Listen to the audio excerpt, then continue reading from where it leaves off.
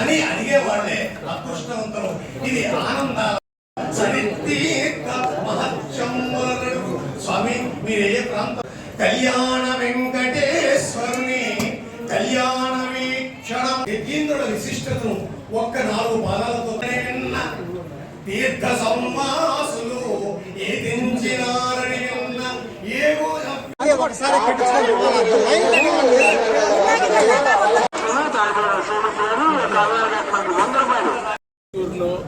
ఈరోజు ధర్మం మన ధర్మం నేర్చుకోవడానికి కోసం ఒక ఆలయాన్ని అందరూ చేరి నిర్మించారు. కళ్యాణ వెంకటేశ్వర స్వామి పరివారం చాలా అద్భుతమైనటువంటి ఒక పరివార దేవతలు. ఎవరెవరికి ఏమేమి మనసులో వాళ్ళ దేవతలు ఉన్నారో అన్ని దేవతలు కూడా ఈ పరిచూరు క్షేత్రానికి వస్తే, కళ్యాణ వెంకటేశ్వర స్వామి క్షేత్రానికి వస్తే అన్ని దేవతలు కనపడతారు. మనం అన్ని చోట్ల వెళ్ళాల్సిన పని లేదు. ఇక్కడ స్వామి తిరుపతినే ఉన్నాడు అనే విధంగా ఇక్కడ ప్రతిష్ఠ జరిగింది.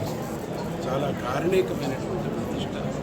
ఈ గ్రామానికే కాదు, చుట్టూ ఉండేటువంటి అన్ని గ్రామాలకే కాదు, ఈ ప్రదేశానికే కాదు, ఈ దేశానికే కాదు, ఈ ప్రపంచానికే చాలా మంచి రోజు. అటువంటి మంచి రోజు ఈరోజు కుంభాభిషేకం చేయడం జరుగుతున్నది. సాక్షాత్తు దత్తుడు కూడా ఇక్కడ ఏర్పాటు చేశారు, శివాలయం కూడా ఏర్పాటు చేశారు, నవగ్రహాలయం, అన్ని ఆలయాలు ఉన్నాయి, లేని ఆలయం లేవు.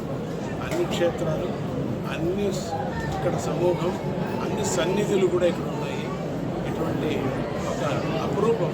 ఈ మధ్యకాలంలో ఇట్లా చిన్న ఆలయాలు కట్టుకొని ఇట్లా రావటం మనకు ఒక చోట వెళితే అన్ని ఆలయాలు ఒకే చోట దొరుకుతాయి.